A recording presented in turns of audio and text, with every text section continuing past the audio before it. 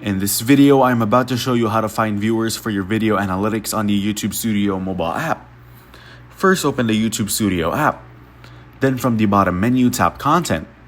Now select the video you'd like to analyze and tap on the Analytics card. After that, from the top menu, tap Reach to view how viewers found your video.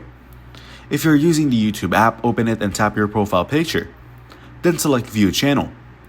Next, from the middle menu, tap Analytics to see a summary of your channel's performance. For computers, sign into YouTube Studio. Then from the left menu, select Content. Now choose the video you want and click on Analytics. After that, from the top menu, select Reach. For iPhone or iPad, open the YouTube Studio app. Then tap Content from the bottom menu. Next, select your video, tap the Analytics card, and then tap Reach at the top. If using the YouTube app on iPhone or iPad, open the app and tap your profile picture.